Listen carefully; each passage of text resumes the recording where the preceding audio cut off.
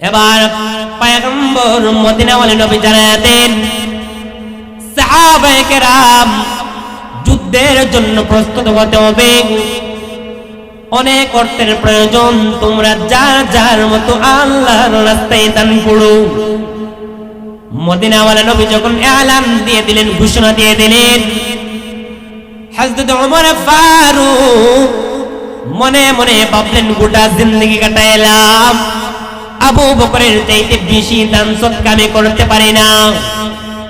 এবার পয়গম্বর আল্লাহর রাস্তায় দান করার জন্য বলছেন, আর বর্তমানে আমার কাছে অনেক টাকা পয়সা আছে, অর্থ আছে, আমি এখান থেকে অধিকাংশ আল্লাহর রাস্তায় দান করে দিয়া দানের ক্ষেত্রে আবু বকরের চাইতে অগ্রগামী হয়ে যাইব। বলুন সুবহানাল্লাহ।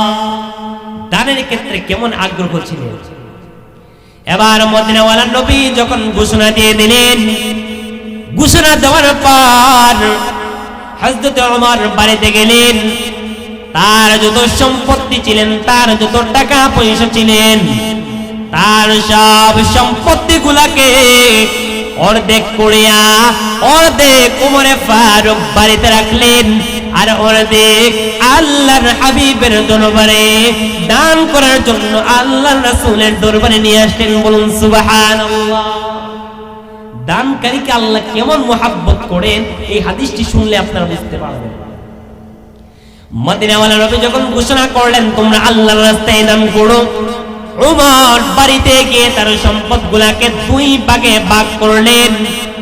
এক ভাগ পরিবার পরিজনের জন্য রাখলেন, আরেকবার ওমর আল্লাহর রাসূলের দরবারে নিয়ে আসলেন আল্লাহর রাস্তায় দান করার জন্য। বলুন সুবহানাল্লাহ। মদিনাওয়ালা নবী ডাকতে বলে, ওমর অনেক সম্পত্তি নিয়ে আসলা রে ওমর, বলো না তুমি তোমার পরিবার পরিজনের জন্য কি রেখে আসলা? ওমর বলে, মদিনাওয়ালা নবী গো, আমি আমার সম্পদকে দুই ভাগে ভাগ করিয়া অর্ধেক পরিবার পরিজনের জন্য রাখলাম, আর অর্ধেক আল্লাহর রাস্তায় দান করে দিলাম। সুবহানাল্লাহ। মদিনাওয়ালা নবী তাকায় দেখে দূর থেকে আরেকজন ব্যক্তিকে দেখা যায়, যেই ব্যক্তি বিশাল বড় একটি গাড়ি নিজের কাঁধের মধ্যে ফালাইয়া আল্লাহর রাসূলের দরবারের দিকে এগিয়ে আসছেন। বলুন সুবহানাল্লাহ। উনি কে? আবু বকর। মদিনাওয়ালা নবী ডাক দিয়ে বলে, লোকটা কে রে? সাহাবীরা বলে, নবী গো, মনে হয় আপনার আবু বকর। আবু বকর মদিনাওয়ালা নবীর দরবারে গাটি কাঁধে হাজির। মদিনাওয়ালা নবী ডাক দিয়ে বলে, আবু বকর, কি ব্যাপার রে, এত বড় গাটি কাঁধের মধ্যে করে নিয়ে আসলা? বলো না পরিবার পরিজনের জন্য কি রেখে আসলা? আবু বকর বলে, মদিনাওয়ালা নবী গো, আপনাকে আমার জানের চাইতে বেশি ভালোবাসি, আপনাকে আমার পরিবার পরিজনের চাইতে বেশি ভালোবাসি। আমি গরিব, আমার পরিবার পরিজনের জন্য দুনিয়ার কোন সম্পদ রাখি নাই, আমার পরিবার পরিজনের জন্য আল্লাহ এবং তার রাসূলকে রাখলাম, আর গরিব সব আল্লাহর দরবারে দান করে দিলাম। সুবহানাল্লাহ। أستجب لكم إن الذين يستكبرون عن عبادتي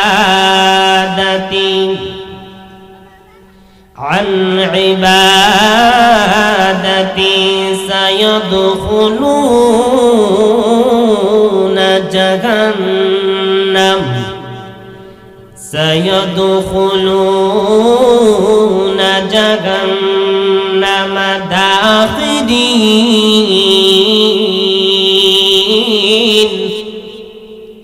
এই আয়াত আয়াতে কারীমার মাধ্যমে আমার আল্লাহ দু জানের সরদার মদিনাওয়ালা নবীকে জানায় দেন, নবীকে বান্দাদেরকে বলে দেন, আপনার উম্মতদেরকে বলে দেন, তারা যেন আমি আল্লাহকে ডাকে, আমি আল্লাহকে আহ্বান করে যা কিছুর প্রয়োজন তারা যেন সব কিছু আমি আল্লাহর কাছে চাই। বলুন সুবহানাল্লাহ। আল্লাহ বলতেছেন যা কিছু প্রয়োজন আমার, যা কিছু আপনারা আমার লাগবে সবকিছু কার কাছে চাইতে হবে? আল্লাহর কাছে চাইতে হবে। এরপরে বলেন আল্লাহ আস্তাজিব লাকুম। মদিনাওয়ালা নবী শুনেন, বান্দা যদি আমি আল্লাহর কাছে চাই, আমি আল্লাহ বান্দা যা চাইবে, যা প্রার্থনা করবে আমি বান্দার ডাকে সাড়া দেব, বান্দার কাঙ্ক্ষিত বিষয় আমি বান্দাকে দান করে দেব। বলুন সুবহানাল্লাহ। আল্লাহ বলতেছে হাবিব বান্দাদেরকে বলে দেন তাদের যা কিছু প্রয়োজন, তাদের যা কিছু দরকার তারা যেন আমি আল্লাহর কাছে চায়, আমি আল্লাহকে ডাকে, আমি আল্লাহকে আহ্বান করে আস্তাজিব লাকুম, তাহলে আমি আল্লাহ ওই বান্দার ডাকে সাড়া দিয়ে তার কাঙ্ক্ষিত বিষয়টা আমি তাকে দান করে দেব। সুবহানাল্লাহ। এরপর আল্লাহ বলেন ইন্নাল্লাযীনা ইয়াস্তাকবিরুনা আন ইবাদাতি। আল্লাহ পাক রব্বুল আলামিন বলেন মদিনাওয়ালা নবী গো, যারা অহংকার করবে, অহংকার করিয়া আমি আল্লাহর কাছে চাইবে না, আমি আল্লাহ ছাড়া ভিন্ন কোথাও চাইবে, আমি আল্লাহ ছাড়া ভিন্ন কারো কাছে প্রার্থনা করবে, আমি আল্লাহর সঙ্গে তার অহংকার করবে, আমি আল্লাহ তাদেরকে কি করব জানেন? সায়াদখুলুনা জাহান্নামা দাখিরিন। আমি আল্লাহ তাদেরকে অপমানিত করিয়া, লাঞ্ছিত করিয়া, অপদস্থ করিয়া আমি আল্লাহ আমার জাহান্নামে তাদেরকে ঢুকাইয়ে দিব। বলুন নাউযুবিল্লাহ। আল্লাহ বলেন যা কিছু প্রয়োজন আমি আল্লাহর কাছে চাও, আমি আল্লাহ তোমাকে দান করব, তোমার ডাকে সাড়া দেব। যদি আমি আল্লাহ ছাড়া ভিন্ন কারোর কাছে চাও, অহংকার করি আমি আল্লাহ থেকে মুখ ফিরিয়ে নাও, জেনে রাখো আমি আল্লাহ আমার তৈরি জাহান্নাম তোমাদের জন্য প্রস্তুত করে রেখেছি, আর ওই জাহান্নামে তোমাদেরকে অপমানিত করিয়া, লাঞ্ছিত করিয়া, অপদস্থ করিয়া জাহান্নামে নিক্ষেপ করে দেব। বলেন নাউযুবিল্লাহ। তাহলে আমরা যা কিছু চাইবো কার কাছে চাইবো? আল্লাহর কাছে চাইবো। আল্লাহ ছাড়া ভিন্ন কারো কাছে চাইলে দুনিয়াতে হবে লাঞ্ছিত, অপমানিত জিন্দেগি, আর পরকালে আল্লাহর তৈরি জাহান্নামে আপনাকে আমাকে আগুনের ভাজি হতে হবে। আল্লাহ পাক তা থেকে আমাদেরকে হেফাজত করুন, সকলে বলে আমিন।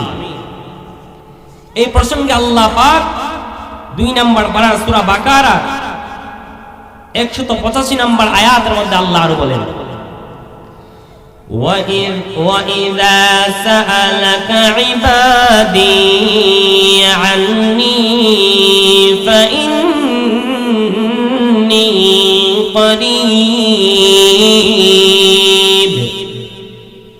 أُجِيبُ دَعْوَةَ الدَّاعِ إِذَا دَعَانِ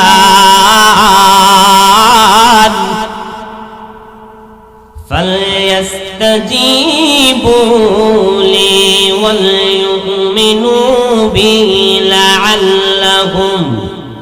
لَعَلَّهُمْ يَرْشُدُونَ।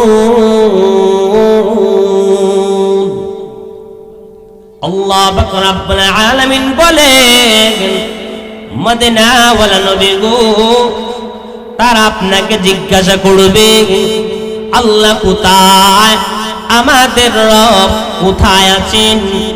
আপনি বলে দেন ফাইন্নী করিব।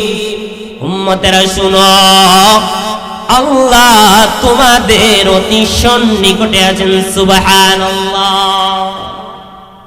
আল্লাহ বলতেছেন হাবিবকে, হাবিব তারা আপনাকে জিজ্ঞাসা করবে আল্লাহ কোথায়, আপনি তাদেরকে বলুন ফাইন্নী করিব, আমি আল্লাহ বান্দার একেবারে সন্নিকটে আছি। বলুন সুবহানাল্লাহ।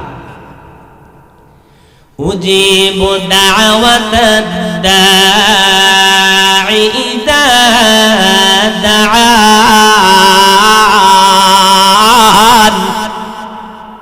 মদিনাওয়ালা নবী গো, কোন আহ্বানকারী যখন আমি আল্লাহকে আহ্বান করি, কোন বান্দা যখন আমি আল্লাহকে ডাক দেয়, কোন বান্দা যখন আমি আল্লাহর কাছে চাই, আমি আল্লাহ সঙ্গে সঙ্গে ওই বান্দার ডাকে সাড়া দিয়ে থাকি। সুবহানাল্লাহ। আল্লাহ বলতেছেন হাবিব যখন আমার কোন বান্দা আমাকে ডাক দে, আমি আল্লাহ ওই বান্দার ডাকে সাড়া দিয়ে থাকি। বলুন সুবহানাল্লাহ। আল্লাহ আপনার আমার ডাকে সাড়া দিয়ে থাকেন, অথচ আপনি আমি রবকে ডাকতে জানি না, রবকে ডাকতে আপনি আমি চাই না। এরপর আল্লাহ বলেন ফালইস্তাজিবু লি ওয়াল ইউমিনু বি। মদিনাওয়ালা নবী গো, বান্দা যখন আমি আল্লাহকে ডাক দেই, আমি আল্লাহ বান্দার ডাকে সাড়া দেই।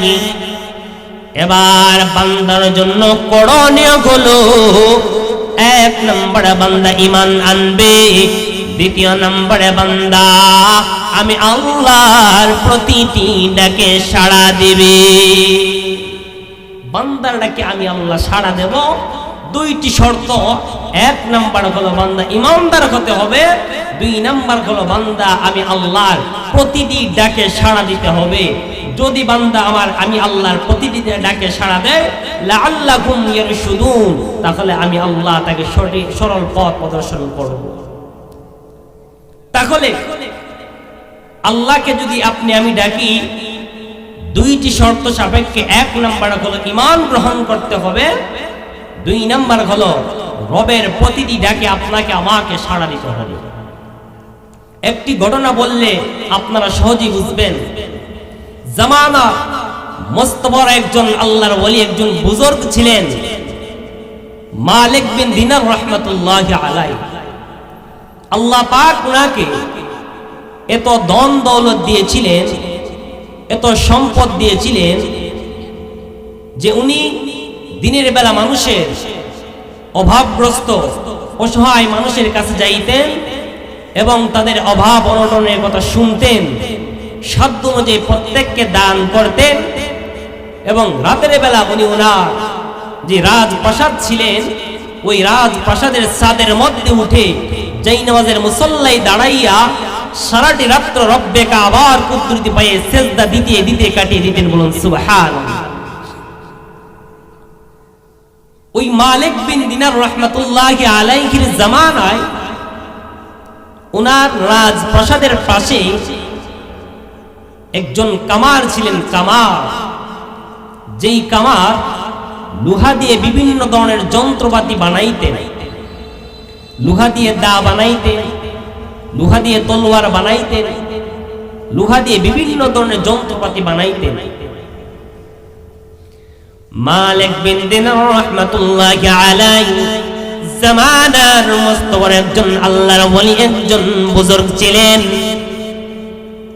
দিনের বেলায় মানুষের দাঁড়ে দাঁড়ে ঘুরতেন, আর যারা অভাব অনটনের মধ্যে আছেন তাদেরকে সাধ্য অনুযায়ী মালিক দান করতেন। আর যখন সন্ধ্যা করে আসতেন, মালিক তার রাজপ্রাসাদের উপরে, দোতলার উপরে, ছাদের উপরে যেই নামাজ বিছাইয়া রব্বে কাবার কুদরতি পায়ে সিজদা দিতে দিতে রাতটা পার করে দিতেন। বলুন সুবহানাল্লাহ। ওই মালিক বিন দিনার রাহমাতুল্লাহি আলাইহির রাজপ্রাসাদের পাশে একজন কামার ছিলেন। কামার, যেই কামার লোহা দিয়ে বিভিন্ন ধরনের যন্ত্রপাতি বানাইতেন, লোহা দিয়ে বিভিন্ন ধরনের তলোয়ার দা ইত্যাদি বানাইতেন। আর তার কামারের গোড়ের ভাঙা বেড়া দিয়ে মালিক সারাটি রাত যাই নামাজের মুসল্লায় দাঁড়াইয়া আল্লাহর ইবাদতের মধ্যে মগ্ন থাকতেন।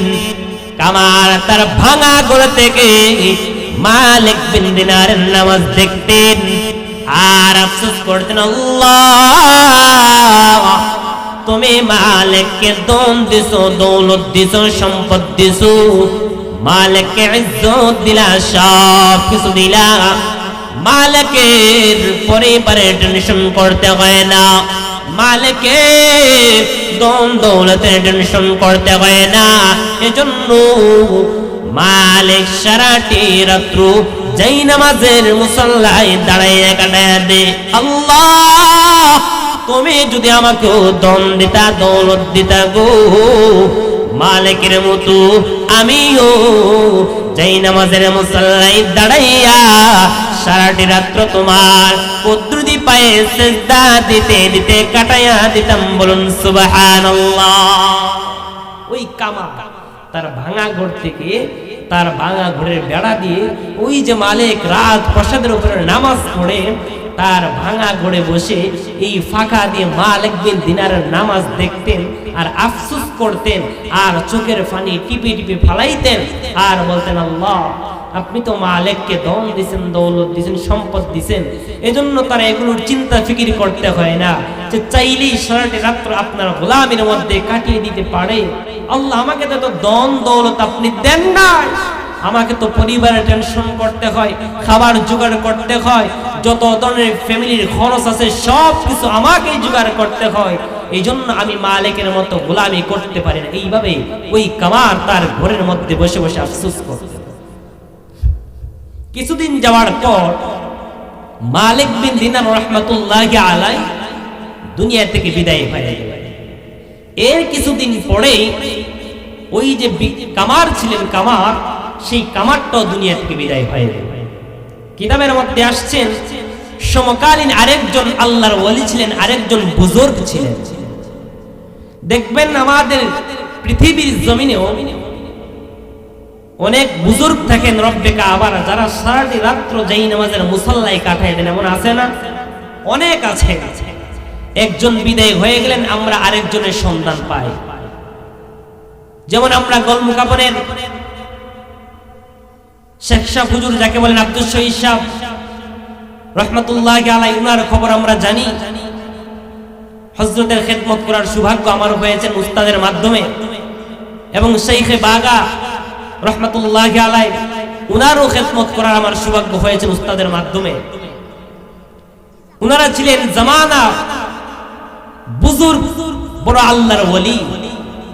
উনারা যখন বিদায় নিয়ে গেলেন, আল্লাহ পাক দেখেন পরবর্তী সময়ে আরেকজন বুজুর্গ আল্লাহ জমিনে প্রকাশ করে দেন।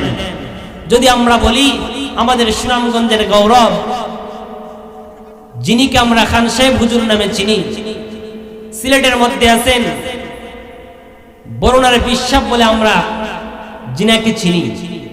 এমনই ভাবে যখন আল্লাহ কালের আবর্তনে তার মায়ার বান্দাগণকে একে একে তুলে নেন এবং তাৎক্ষণিক আল্লাহ ওই জামানার জন্য আরেকজন বান্দাকে প্রস্তুত করে দেন। বলুন আলহামদুলিল্লাহ।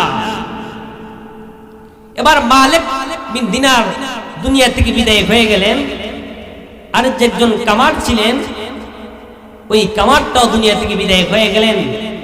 সমকালীন আরেকজন আল্লাহর ওলি মালিক বিন দিনারের সঙ্গে স্বপ্ন যুগের মধ্যে সাক্ষাৎ হয়ে গেল। সমকালীন আরেকজন ওলি ছিলেন, যিনি স্বপ্ন যুগের মাধ্যমে মালিক বিন দিনার রাহমাতুল্লাহি আলাইহির সঙ্গে সাক্ষাৎ। আল্লাহর ওলি ডাকতে বলে, মালিক দুনিয়ায় থাকতে আল্লাহর অনেক গোলামি করলাম, অনেক ইবাদত করলাম, সারাটি রাত্র যাই নামাজের মুসল্লায় দাঁড়ায় কাটায় দিলাম। মালিক রে, আমার জানতে বড় ইচ্ছে হয়, ওই আসমান জমিনের মালিক তোমার সঙ্গে কেমন আচরণ করেছেন, তোমার সঙ্গে কেমন আচরণ করেছেন, বিনিময়ে তোমাকে কি দান করলেন। মালিক দেখতে বলে, আল্লাহর ওয়ালি, আল্লাহ আমার সঙ্গে অত্যন্ত ভালো ব্যবহার করেছেন, আল্লাহ আমার সঙ্গে অত্যন্ত চমৎকার ব্যবহার করেছেন। আল্লাহর ওয়ালি গো, জানেননি বড় আরেকটি কারিশমা ঘটে গেল, বড় একটি প্রেমের খেলা ঘটে গেল। আল্লাহর ওয়ালি বলে, মালিক, কি এমন প্রেমের ঘটনা ঘটে গেল, আমাকে তুমি খুলে বলো। এবার মালিক বিন দিনার রাহমাতুল্লাহ আলাইহি বলেন, আল্লাহর ওয়ালি গো, আমি আমার রাত প্রাসাদের উপরে সারাটি রাত্র যেই নামাজের মুসল্লায় দাঁড়াইয়া রব্বে কাবার কুদরতি পায়ে সিজদা দিতে দিতে কাটিয়ে দিতাম। আর আমার রাত প্রাসাদের পাশেই একজন কামারের বাড়ি ছিলেন, কামার, যেই কামার লুখা দিয়ে বিভিন্ন ধরনের যন্ত্রপাতি বানাইতেন, লুখা দিয়ে বিভিন্ন ধরনের জিনিস তৈরি করতেন। ওই কামার তার গোড়ের ভাঙা বেড়া দিয়ে আমি মালিকের নামাজ দেখতো, আর চোখ টিপে টিপে পানি পালাইতো, আর বলতো, আল্লাহ, দুনিয়ার মানুষ আমাকে কামার বলে ডাকে গো, দুনিয়ার মানুষ আমাকে কামার বলে ডাকে, কামার। আয় আল্লাহ, তোমার কাছে একটি মাত্র আমার চাওয়া, তোমার কাছে আমার একটি মাত্র আবদার, ওই কঠিন ময়দানে দুনিয়ার সব মানুষ আমাকে কামার বলুক, তাতে আমার কোনো দুঃখ লাগে না, আমি এতে কোনো ব্যতীত হই না। কাবার মালিক, ওই কাল হাসরের ময়দানে আপনি আমাকে একবার শুধু বান্দা বলিয়া ডাক দিলে দুনিয়ার সব দুঃখ কষ্ট আমি কামার বলে যাব, বলুন সুবহানাল্লাহ। ওই আল্লাহর ওয়ালির সঙ্গে মালিক বিন দিনারের স্বপ্ন যুগের মাধ্যমে কথা হচ্ছেন। আল্লাহর ওয়ালি বলে, মালিক, মূল ঘটনা আমাকে খুলে বলো। মালিক বলে, আল্লাহর ওয়ালি, আল্লাহ আমাকে একটি জান্নাত দান করলেন, আর আল্লাহ ওই কামারকে একটি জান্নাত দান করলেন। আল্লাহর ওয়ালি গো, আমার মনে হয় আল্লাহ আমার চাইতে সুন্দর জান্নাত ওই কামারকে আল্লাহ দান করেছেন, বলুন সুবহানাল্লাহ। মালিক রাহমাতুল্লাহ আলাইহি উনি বলতেছেন, আল্লাহর ওয়ালি, আমি মনে করলাম, আমার মনে হয় আল্লাহ আমার চাইতে উন্নত মানের জান্নাতটা আল্লাহ ওই কামারকে দান করলেন, বলুন সুবহানাল্লাহ। আপনারা কথা বলেন না, সুবহানাল্লাহ বলতে কষ্ট হয়, আরো যদি বলেন সুবহানাল্লাহ। এবার সমকালীন আল্লাহর ওয়ালির সঙ্গে স্বপ্ন শেষ হয়ে যাওয়ার পর আল্লাহর ওয়ালি ঘুম ভেঙে যাওয়ার পরে দৌড়ায় মালিক বিন দিনার রাহমাতুল্লাহ আলাইহি রাত প্রাসাদের দিকে গিয়ে দেখেন মালিকের রাত প্রাসাদ থেকে একটু দূরেই উপস্থিত ওই কামার একটি ঘর, যেই ঘরের মধ্যে কামার সময় সময় বসে লোহা দিয়ে বিভিন্ন ধরনের যন্ত্রপাতি বানাইতেন। এবার আল্লাহর ওয়ালি ওই কামারের ঘরে গেলেন, গিয়ে সালাম দেওয়ার পর ঘর থেকে কামারের দুইজন সন্তান বের হয়ে আসলেন। আল্লাহর ওয়ালি বলেন, বাবারা রে, তোমাদের বাবা কি কাজ করতেন? সন্তানরা বলে, আল্লাহর ওয়ালি, আমার বাবা একজন কামার ছিলেন, কামার, যেই বাবা লুহা দিয়ে বিভিন্ন ধরনের যন্ত্রপাতি বানাইতেন, লুহা দিয়ে বিভিন্ন ধরনের জিনিস বানাইতেন। আল্লাহর ওয়ালি বলে, যুবকরা আমাকে বলো, তোমার বাবার কি এমন নেক আমল ছিলেন যেই নেক আমলের কারণে আমার আল্লাহ তোমার বাবাকে এত বড় জান্নাত দিয়ে সম্মানিত করলেন, বলুন সুবহানাল্লাহ। কামালের ছেলেরা বলে আল্লাহর ওয়ালি, আমাদের জানা মতে আমাদের বাবার তেমন কোনো আমল ছিলেন না, আমরা জানি না। এবার আল্লাহর ওলি বুঝতে পারলেন একজন স্বামী সম্পর্কে তার স্ত্রী ভালো বলতে পারবেন। যুবকরা রে, তোমাদের মাকে পর্দার আড়ালে দাঁড় করাও। তোমাদের মাকে আমি কয়েকটি প্রশ্ন করতে চাই। কামালের স্ত্রীকে পর্দার আড়ালে দাঁড় করালেন। পর্দার আড়াল থেকে আল্লাহর ওলি বলেন, মা আমাকে বলুন আপনার স্বামীর গোপন কি কি আমল ছিলেন, যে আমলের কারণে আল্লাহর তৈরি জান্নাত আল্লাহ আপনার স্বামীকে দান করে দিলেন। কামালের স্ত্রী পর্দার আড়াল থেকে ডাক দিয়ে বলে, আল্লাহর ওলি, আমার জানা মতে আমার স্বামীর তেমন কোন আমল ছিলেন না। আমার জানা মতে আমার স্বামীর দুইটি আমল ছিলেন।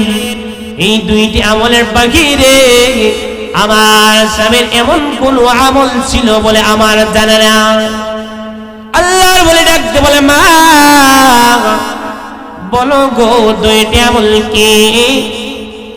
কামালের স্ত্রী বলে, আল্লাহর ওলি, এক নম্বর আমল ছিলেন যখন মসজিদের মিনারায় মুয়াজ্জিন আযানের ধ্বনি দিতেন, আল্লাহু আকবার বলে মুয়াজ্জিন আযান দিতেন, আমার স্বামী হাতুড়ি কাঁধের উপরে তুললেন, হাতুড়ি দিয়ে লোহার মধ্যে আঘাত করবে।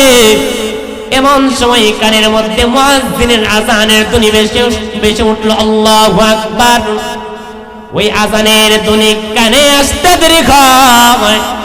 আমার স্বামী হাতুড়ি কাঁধের উপরে তুলছেন, হাতুড়ি আর সামনের দিকে নাই, হাতুড়ি পিছনে ফালাইয়া হাউমাউ করে বাচ্চাদের নেই কান্নাকাটি করিয়া ওই মসজিদের দিকে দৌড়াতে দৌড়াতে জামাতের সঙ্গে নামাজ পড়তেন। সুবহানাল্লাহ। এক নম্বর আমল। কামালের স্ত্রী বলেন, আল্লাহর ওলি, এক নম্বর আমল আমার স্বামী এটাই ছিলেন, যত কাজের মধ্যে ব্যস্ততা থাকতেন না কেন মুয়াজ্জিনের আযানের ধ্বনি কানের মধ্যে আসতে দেরি হতেন, দুনিয়ার সব কাজ কর্ম ফালাইয়া আমার স্বামী ওই কাবার মালিকের ডাকে সাড়া দেওয়ার জন্য কানতে কানতে মসজিদের মধ্যে চলে যাইতেন। সুবহানাল্লাহ। আল্লাহর ওলি বলেন, মা দ্বিতীয় আমলটি কি ছিল আমাকে বলে। কামালের স্ত্রী বলে, আল্লাহর ওলি গো, আমার স্বামীর দ্বিতীয় যে আমলটি ছিলেন তেমন ভারী কোন আমল নয়, তেমন দামি কোন আমল নয়। ওই যে মালিকের রাত প্রাসাদ দেখছেন, মালিক সারাটি রাত্র যাই নামাজের মুসল্লায় দাঁড়াইয়া ওই রাত প্রাসাদের মধ্যে রব্বে কাবার কুদরতি পায়ে সিজদা দিতে দিতে কাটিয়ে দিতেন। আর আমার স্বামী এই ভাঙা ঘরের মধ্যে বসিয়া হাতুড়ি দিয়ে লোহার মধ্যে আঘাত করতেন, আর ভাঙা বেড়া দিয়ে মালিকের নামাজ দেখে দেখে আফসোস করতেন, আর কান্নাকাটি করতেন, আর বলতেন, আল্লাহ মালিককে দম দিছ, দৌলত দিছ, সম্পদ দিছ, সব কিছু মালিককে দান করলা। এই জন্য মালিক দুনিয়ার কোনো চিন্তা ফিকিরে করতে হয় না, সারাটি রাত তোমার গোলামের মধ্যে কাটায়। এ কাবার মালিক, আমাকেও যদি তুমি এমন ধন দৌলত দিতা, আমিও মালিকের মতো সারাটি রাত্র যাই নামাজের মুসল্লায় কাটিয়ে দিতাম। বলুন সুবহানাল্লাহ। আল্লাহর ওলি, আমার জানা মতে আমার স্বামীর এই দুইটি আমল ছিলেন, এই দুইটি আমলের বাহিরে আমার স্বামীর তেমন কোন গোপন আমল আমার জানা ছিল না। আল্লাহর ওলি ডাকতে বলে, মা তুমি জানো নি এই দুইটি আমলের কারণে, ঈমান আনার কারণে আর নেক আমলের প্রতি অন্তরের শৌক যোগ আগ্রহ থাকার কারণে কাবার মালিকের সঙ্গে কাবার মালিকের ডাকে সঙ্গে সঙ্গে সাড়া দেওয়ার কারণে আমার আল্লাহ জামানার মস্ত বড় বুজুর্গ, মস্ত বড় আল্লাহর ওলি, মালিকের জান্নাতের চাইতে সুন্দর জান্নাত আমার আল্লাহ তোমার স্বামী কামারকে দান করেছেন। বলুন সুবহানাল্লাহ। আর যদি বলুন সুবহানাল্লাহ। তাহলে এই যে ঘটনাটা দিয়ে আমরা কি বুঝলাম? এক নাম্বার হলো ঈমান, দ্বিতীয় নাম্বার হলো রব্বে কাবা। ডাক আসতে দেরি হবে, মুমিন দুনিয়াবি কোনো কাজ কর্মের পিছনে পড়ে থাকবে না, সব কিছুকে পিছনে ফেলে রব্বে কাবার ডাকে সাড়া দেওয়ার জন্য রব্বে কাবার ঘরের মেহমান যদি হতে পারো, দুনিয়াতে মানুষ যাই বলুক না কেন, রব্বে কাবা মৃত্যুর পর রব্বে কাবার তৈরি জান্নাতের মেহমান তোমাকে আমাকে বানিয়ে দিবেন। সুবহান। এবার আসা যাক, আমরা রব্বে কাবার কাছে চাইব, রব্বে কাবা বলছেন যেন আমরা রব্বে কাবার কাছে চাই। সূরা বাকারার যে আয়াতে কারিমা তেলাওয়াত করেছি, এর ব্যাখ্যায় মুফাসসিরিনে কেরাম তাফসীর ইবনে কাসিরের মধ্যে দোয়া কবুল হওয়ার 3টি লক্ষণ উল্লেখ করেছেন এবং দোয়া কেন কবুল হয় না এর 4টি কারণ উল্লেখ করেছেন। দোয়া কবুল হওয়ার কয়টি লক্ষণ? কথা বলতে হবে। দোয়া কবুল হওয়ার কয়টি লক্ষণ? আপনাদেরকে ভালো লাগছে না? কথা বলে। দোয়া কবুল হওয়ার কয়টি লক্ষণ? 3টি লক্ষণ। দোয়া কবুল না হওয়ার কয়টি কারণ? 4টি কারণ। আমরা যদি দোয়া কেন কবুল হয় না বিষয়গুলো জানতে পারি, আর কি করলে দোয়া কবুল হয় এইগুলা জানতে পারি, তাহলেই তো আমরা দোয়া রব্বে কাবার দরবারে কবুলিয়াতের দৌড়ে পৌঁছাতে পারবো। ঠিক কিনা বলুন? এক নাম্বার, তাফসীর ইবনে কাসিরের মধ্যে মুফাসসিরিনে কেরাম লিখেন 3টি লক্ষণ দেখে বুঝবা রব্বে কাবা তোমার আমার দোয়াকে কবুল করে নেন। বলুন সুবহানাল্লাহ। দোয়া কবুলের 1 নাম্বার লক্ষণ হলেন বান্দা আল্লাহর কাছে চায়, পরওয়ারদিগার আলম আমার ধন দরকার, দৌলত দরকার, আমার টাকা দরকার, পয়সা দরকার, আমার ছেলে দরকার, মেয়ে দরকার। বান্দা আল্লাহর কাছে চাই। 1 নাম্বার দোয়া কবুলের লক্ষণগুলো, বান্দা আল্লাহর কাছে চাইতে দেরি হবে, সঙ্গে সঙ্গে আমার আল্লাহ ওই বান্দার দোয়াটা কবুল করে নেন। বলুন সুবহানাল্লাহ। তাহলে দোয়া কবুলের 1 নাম্বার লক্ষণ হলো কিছু কিছু বান্দা আল্লাহর কাছে চাইতে দেরি হয়, রব্বে কাবা বান্দার দোয়াকে কবুল করতে দেরি করেন না। বলুন সুবহানাল্লাহ। দোয়া কবুলের 2 নাম্বার লক্ষণ হলো আল্লাহর কাছে চায়, আসমান জমিনের মালিক পরওয়ারদিগার আলম আমার ধন দরকার, দৌলত দরকার, টাকা দরকার, পয়সা দরকার, আমার ছেলে দরকার, মেয়ে দরকার, আমার ইজ্জত দরকার, আমার ক্ষমতা দরকার। বান্দা আল্লাহর কাছে চাই, কিন্তু আমার আল্লাহ বান্দাকে সাথে সাথে দেন না। বান্দা দোয়া করে আমার আল্লাহ বান্দার দোয়াকে দুনিয়াতেও কবুল করেন না, বরং আমার আল্লাহ বান্দার দোয়াটা পরকালের জন্য কবুল করিয়া তার তৈরি জান্নাতকে আল্লাহ আরো সৌন্দর্য মণ্ডিত করেন। আমার আল্লাহ ওই জান্নাতটাকে আরো উন্নত বানিয়ে দেন। বলুন সুবহানাল্লাহ।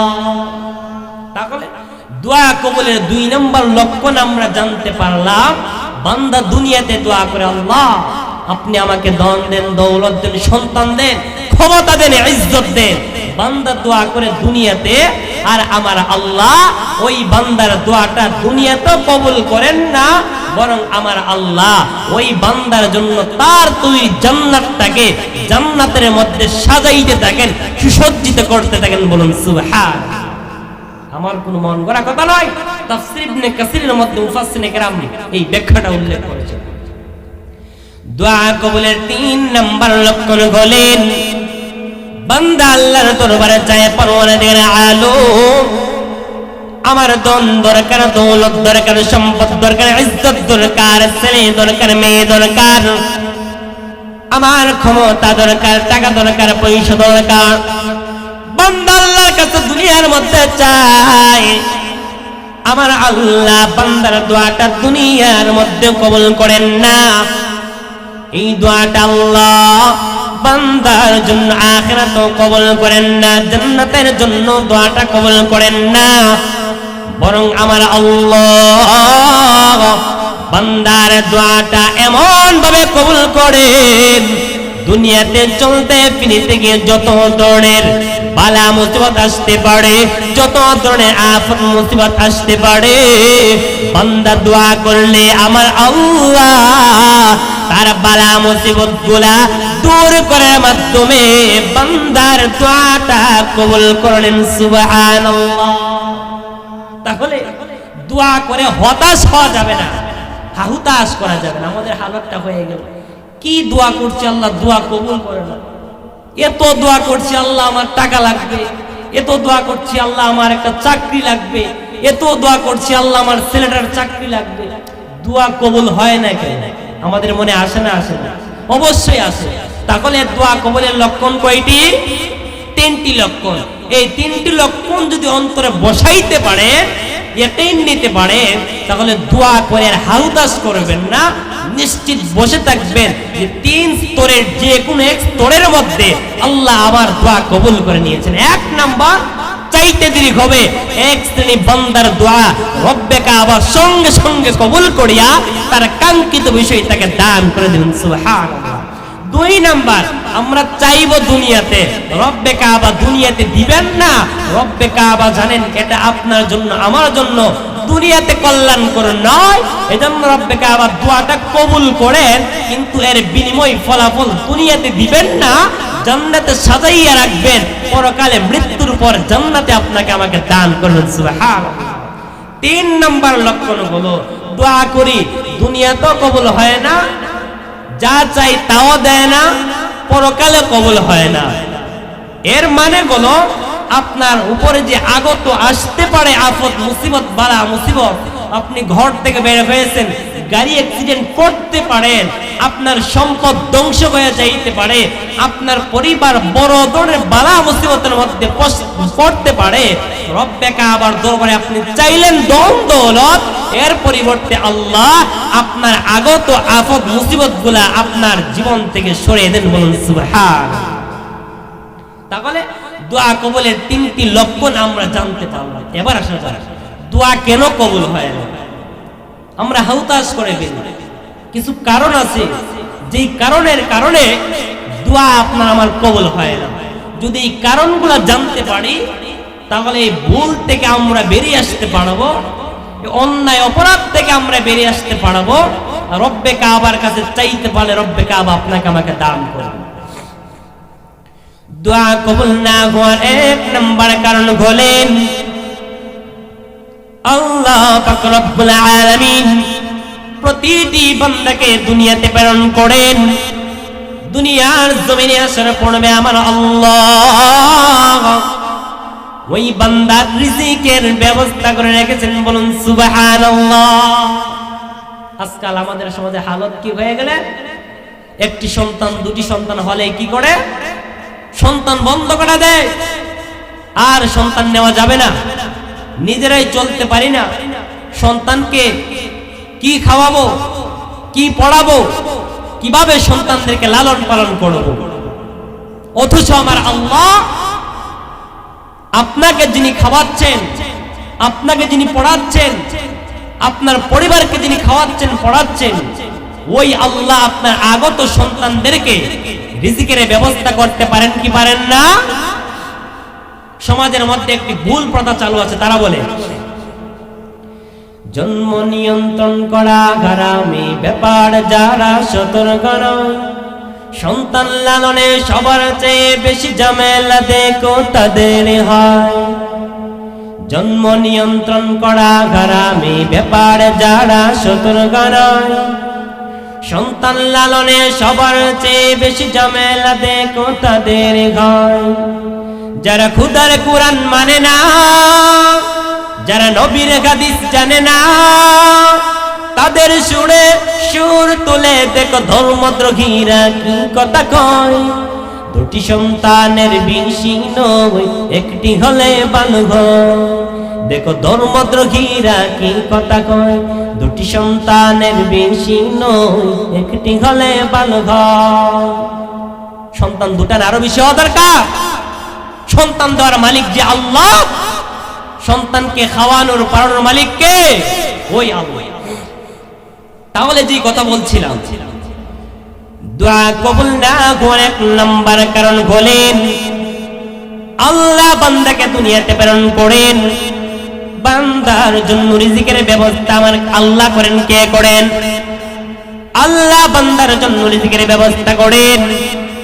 কিন্তু দুনিয়াতে আসার পর ওই বান্দা যখন অন্যের হক মেরে খাইলো, অন্যের জমি জোর জবরদস্তি করিয়া দখল করলো, দুঃখা দিয়ে অন্যের কাছ থেকে টাকা পয়সা কাটিয়ে নিল, অন্যের কাছ থেকে জোর জবরদস্তির মাধ্যমে আত্মসাৎ করিয়া সম্পদ নিজে আনিয়া নিজে ভক্ষণ করলো, ওই সম্পদ বিক্রি করে নিজের জামা পরিধান করলো, পরে বার পরিজনকে জামা পড়াইলো। যেই ব্যক্তি অন্যের হক মারিয়া হারাম পন্থায় সম্পদ অর্জন করিয়া, হারাম পন্থায় সম্পদ অর্জন করিয়া ভক্ষণ করবে, হারাম পন্থায় সম্পদ আনিয়া অর্থ অর্জন করিয়া ওই পয়সা দিয়া পোশাক পরিধান করিয়া কিয়ামত পর্যন্ত কাবার সামনে ইয়া রব ইয়া রব ইয়া রব বলে চিৎকার করতে পারবে। হারাম খাদ্য পেটের মধ্যে থাকার কারণে, হারাম পয়সার পোশাক তার দেহের মধ্যে থাকার কারণে আমার আল্লাহ ওই নাদানের দোয়া কবুল করেন না। বলুন নাউযুবিল্লাহ। তাহলে দোয়া কবুল না করে এক নম্বর কারণটা কি? হারাম খাদ্য, হারাম পন্থায় অর্জিত টাকা দিয়ে পোশাক পরিধান।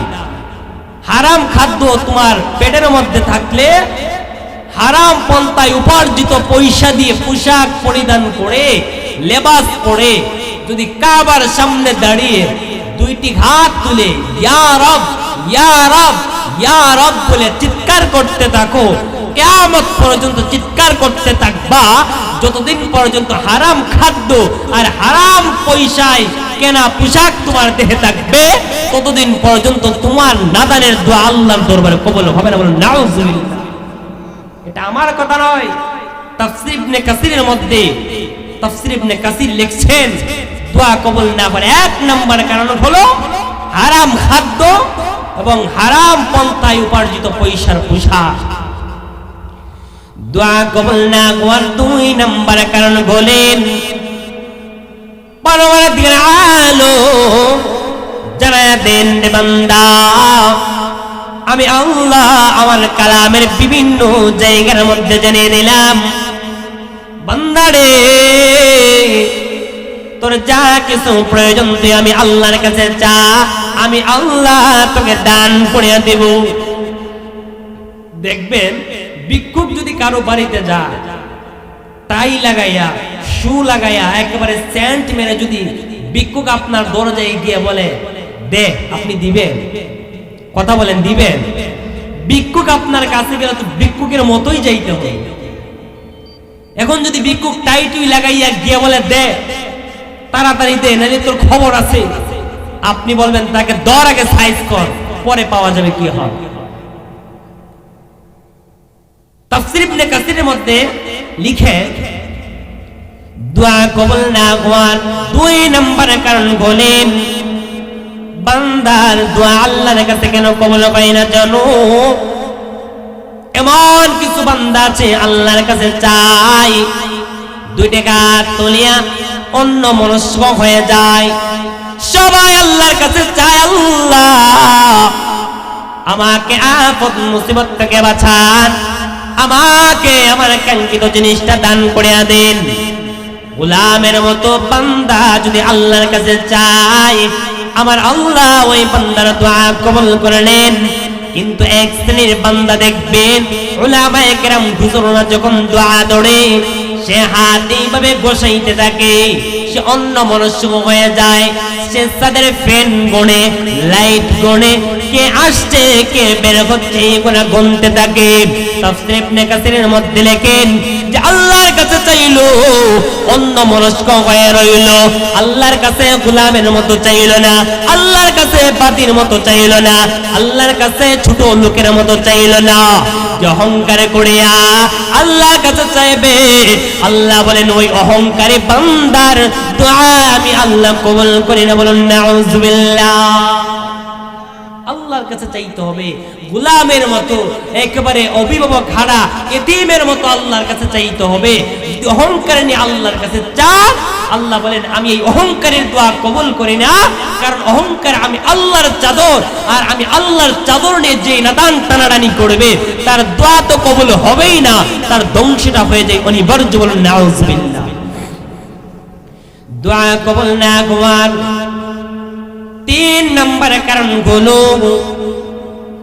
আমরা শুধু চাই আল্লাহ আমার ব্যবসার মধ্যে বারাকা দান করেন, আমার ছেলের জন্য চাকরির ব্যবস্থা করিয়া দেন, আয় আল্লাহ যত ভালাই শুধু আপনি আমাকে দান করিয়া দেন।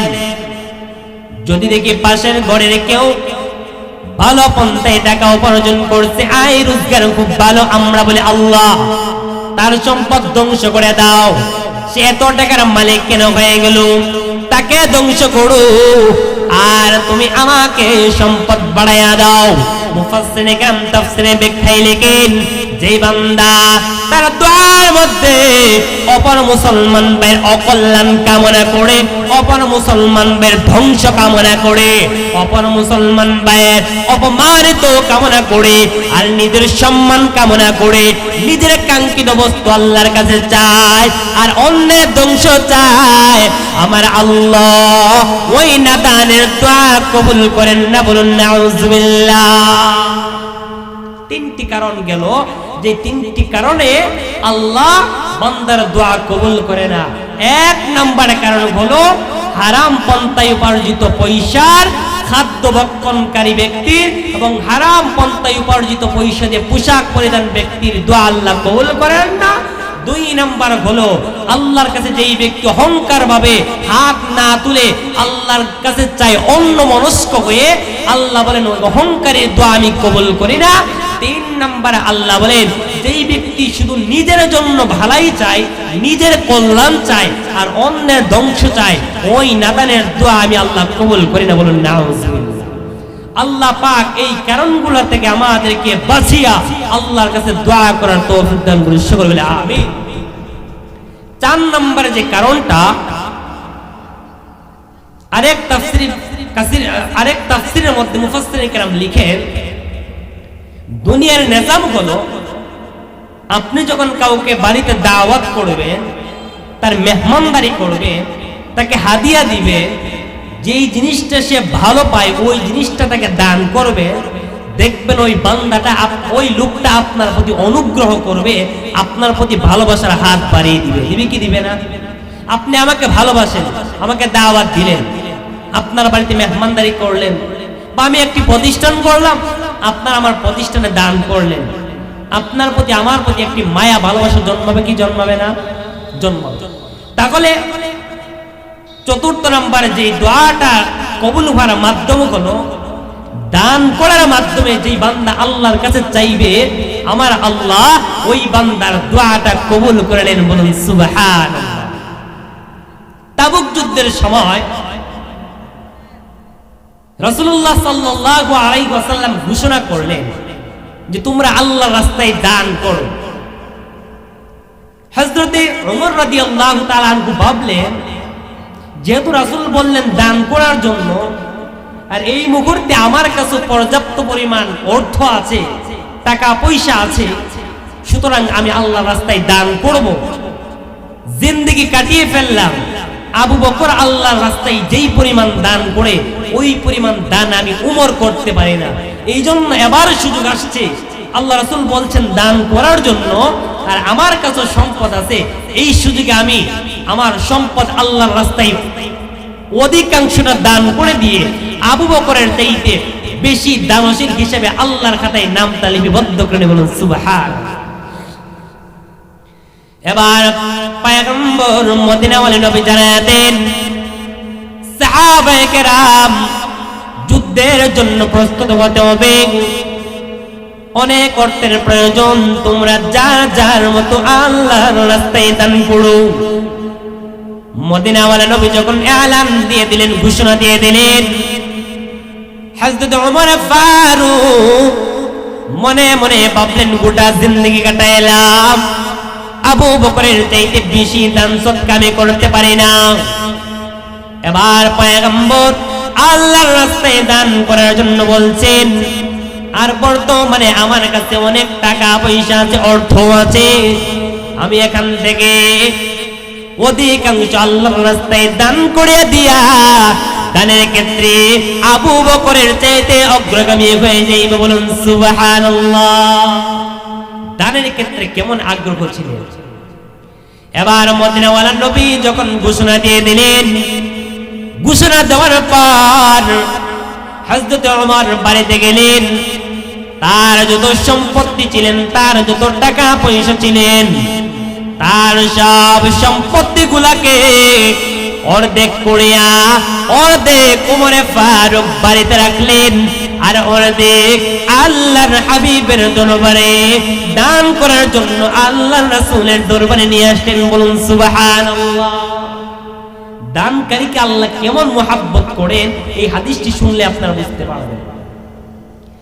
মদিনাওয়ালা নবী যখন ঘোষণা করলেন তোমরা আল্লাহর রাস্তায় দান করো, ওমর বাড়িতে গিয়ে তার সম্পদগুলোকে দুই ভাগে ভাগ করলেন, এক ভাগ পরিবার পরিজনের জন্য রাখলেন, আরেকবার ওমর আল্লাহর রাসূলের দরবারে নিয়ে আসলেন আল্লাহর রাস্তায় দান করার জন্য বলুন সুবহানাল্লাহ। মদিনাওয়ালা নবী ডাক দিয়ে বলে, ওমর অনেক সম্পত্তি নিয়ে আসলা রে ওমর, বলো না তুমি তোমার পরিবার পরিজনের জন্য কি রেখে আসলা? ওমর বলে, মদিনাওয়ালা নবী গো, আমি আমার সম্পদকে দুই ভাগে ভাগ করিয়া অর্ধেক পরিবার পরিজনের জন্য রাখলাম, আর অর্ধেক আল্লাহর রাস্তায় দান করে দিলাম সুবহানাল্লাহ।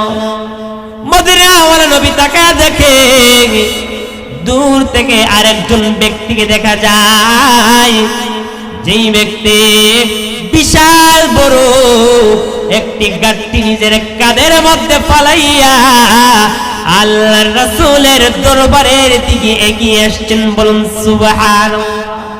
উনি কে? আবু বকর। মদিনাওয়ালা নবী ডাক দিয়ে বলে, লোকটাকে রে? সাহাবীরা বলে, নবী গো,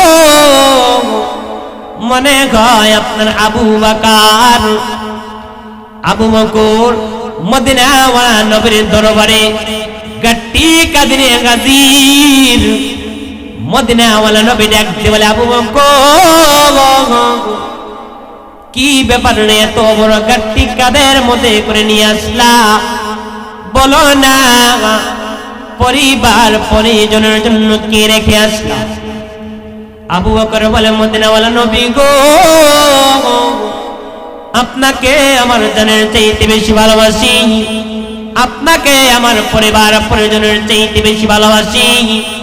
আমি গড়ে আমার পরিবার পরিজনের জন্য দুনিয়ার কোন সম্পদ রাখি নাই, আমার পরিবার পরিজনের জন্য আল্লাহ এবং তার রাসূলকে রাখলাম, আর গড়ে সব আল্লাহর দরবারে দান করে দিলাম সুবহানাল্লাহ। ওমর বলতেছেন, আবু বকর বলতেছেন, ইয়া রাসূলুল্লাহ, আমি আমার পরিবারের জন্য আল্লাহ এবং তার রাসূলকে রাখছি, আর দুনিয়ার কোন সম্পত্তি রাখি নাই, সবগুলা আল্লাহর জন্য তার রাসূলের দরবারে নিয়ে আসলাম সুবহানাল্লাহ। বাকি ঘটনার সামনে বুঝবেন যে দানকারীকে আল্লাহ কেমন মহব্বত করেন।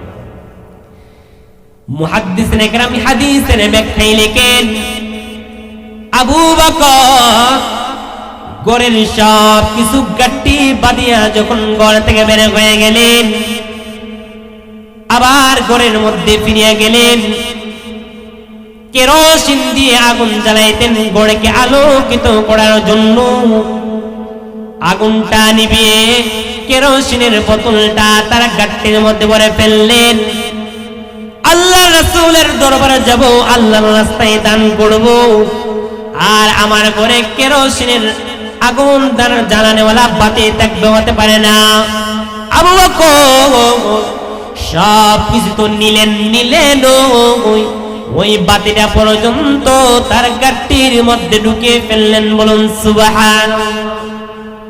শুধু তাই নয় রে মুমিন, আর একটু দূরে যাওয়ার পর আবু বকরের মনে হলো ঘরে আমার আরো কোনো একটি জিনিস রয়ে গেছে।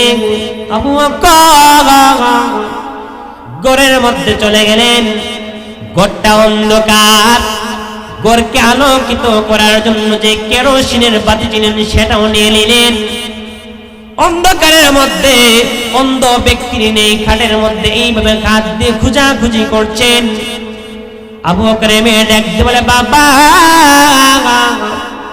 বুঝলাম না গো, কি এমন আর জিনিস ঘরের মধ্যে বাকি রইল? কেরোসিনের বাতি ছিলেন, ওই বাতিটা পর্যন্ত নিয়ে নিলেন আল্লাহর রাস্তায় দান করার জন্য। আপনার ঘরে আর কোনো জিনিস অবশিষ্ট বাকি নাই। আবু বকর ডাকতে বলে, রে মা, আমার মনে হয় গো কোনো একটি জিনিস আমার ঘরের মধ্যে রয়ে গেছে। আমার একটি ভাঙা সুই ছিল, সুই, যে সুইয়ের অর্ধেকটা ভেঙে গিয়েছিল আর অর্ধেকটা আমি সংরক্ষণ করে রেখেছিলাম। আমার মনে হয় ওই ভাঙা সুইটা আমার খাটের উপরে আমার তুষকের নিচে রাখছি। আল্লাহ রাসূলের রাস্তায় যাই, আল্লাহ রাসূলের দরবারে যাব, আল্লাহর রাস্তায় দান করব, আর ভাঙা সুইটা আমার ঘরে থাকবে। এতটুকু জিনিস আমি আমার ঘরে রাখতে বরদাস্ত করতে পারবো না। সুবহানাল্লাহ। আরো জোরে বলুন সুবহানাল্লাহ। চিন্তা করা যায়, আগুন জ্বালানোর জন্য বাতি ছিলেন, বাতি। আবু বকর বলেন আল্লাহর রাস্তায় দান করব, আবার ঘোষণা করেছেন আল্লাহর হাবিব আমার ঘরে ভাঙা সুই থাকবে, অসম্ভব। ভাঙা সুইটাও আমি আমার ঘরে রাখবো না। ভাঙা সুইটাও আবু বকর গাট্টি খুলে গাট্টির ভিতরে ভাঙা সুইটাকে ঢুকিয়ে দিলেন। আল্লাহু আকবার। চিন্তা করা যায় কেমন মুহাব্বত, কেমন আয়েশ, কেমন ভালোবাসা ছিল।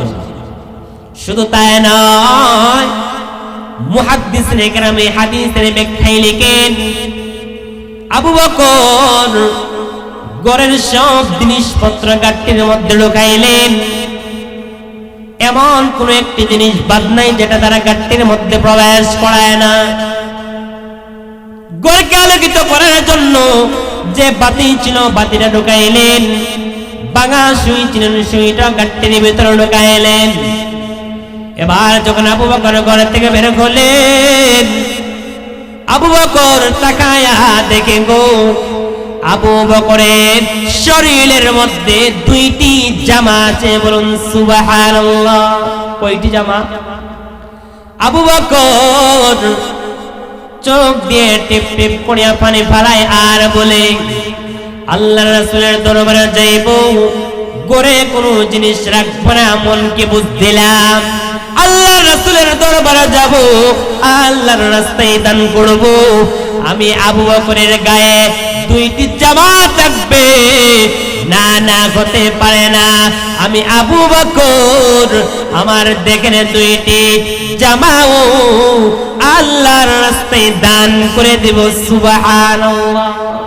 চিন্তা করা যায়, জামা, এই জামাটি আল্লাহর রাস্তায় দান করে দেব আবু বকর। এবার আবু বকর সালার চট বানাইলেন।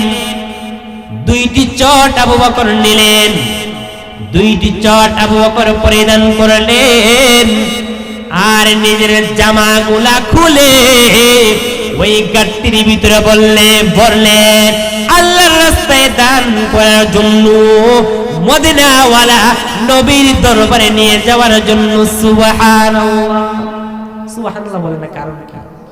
সুবহানাল্লাহ লাগে হিংসা আছে আপনাদের? তো সুবহানাল্লাহ বলেন না কেন? আশ্চর্য ব্যাপার। চিন্তা করা যায়, আপনাকে বললো তো 10 টাকাও দিবেন না, নিজের শরীরের জামাটা পর্যন্ত খুলে দিলেন। এতটুকু ঘটনা শুনছেন, রাসূলের সাহাবীর এতটুকু কাহিনী শুনছেন, জবান দিয়ে সুবহানাল্লাহ কেন বের হবে না? আবু বকর নিজের জামাটা পর্যন্ত খুলে গাট্টির ভিতরে প্রবেশ করে দিলেন। এই গাট্টি নিয়ে আবু বকর মদিনাওয়ালা নবীর দরবারে হাজির।